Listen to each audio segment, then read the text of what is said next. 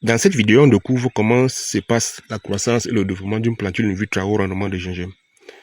Au départ, on avait cette plantule qu'on a répliquée et comme vous pouvez le constater, elle n'a pas continué la croissance verticale. Elle s'est multipliée plutôt, je vais dire, de manière horizontale, en occupant autant d'espace que possible. Au départ, donc, on avait une plantule. Maintenant, un mois et demi plus tard, on a au moins 9 tiges qui se sont développées. Et chaque semaine, on a de nouvelles tiges, de nouveaux bourgeons qui se développent. C'est comme ça aussi que le rhizome se développe dans le sol. Donc, une seule plantule comme celle-ci peut occuper autant d'espace que possible. Alors, toi qui veux devenir un acteur majeur dans l'industrie du gingembre, seule cette technologie de la plantule in vitro à haut rendement te permettra d'y arriver. En effet, les rendements moyens par hectare sont entre 250 et 300 tonnes. Et par mètre carré, c'est en moyenne 9 plantules par mètre carré. Ou alors 25, sous réserve bien évidemment de la qualité du sol, de votre capacité à aménager le site et des ressources en fertilisation disponibles. Comme vous pouvez le constater, c'est ce qui se passe partout là. Dès qu'on repique une plantule, elle commence à se multiplier de manière horizontale. Alors, en milieu équatorial, bien tropical, il y a deux menaces contre les petites plantules, les jeunes plantules. Il y a les escargots et les sauterelles.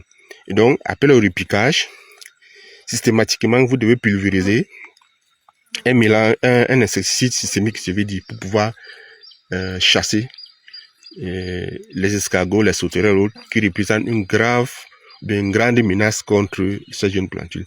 Et progressivement, donc, vous devez également appliquer les fongicides pour éloigner les jeunes plantes des champignons, des levures et autres qui sont en général dans le sol, bien dans l'ensemble de bactéries ou bien des menaces qui sont dans le sol. Ainsi, vous deviendrez donc un acteur majeur dans l'industrie du gingembre grâce à la plantule in vitro à haut rendement. Alors, je ne vends pas de plantule in vitro à haut rendement, je vends uniquement le laboratoire, c'est-à-dire un bâtiment équipé de technologies qui te permet de produire ces plantules de manière infinie sur le site de production. Et comme j'ai l'habitude de le rappeler, seule l'autonomie garantit le retour sur investissement. Parce que l'autonomie vous donne toutes les marges, ou bien tous les coups de France nécessaires pour être résilient, pour gérer de grosses marges bénéficiaires, bref, pour pouvoir mettre sur pied des entreprises prospères dans le temps et la durée. Et donc, ce laboratoire que je vends vous autonomise et vous donne donc toutes les forces nécessaires pour devenir un grand acteur dans l'industrie du gingembre. Le coût du laboratoire varie en fonction des pays. Au Cameroun, le modèle de type A coûte à moins 10 millions de francs CFA, le modèle de type B à moins 50 millions de francs CFA, le modèle de type C à moins 500 millions de francs CFA.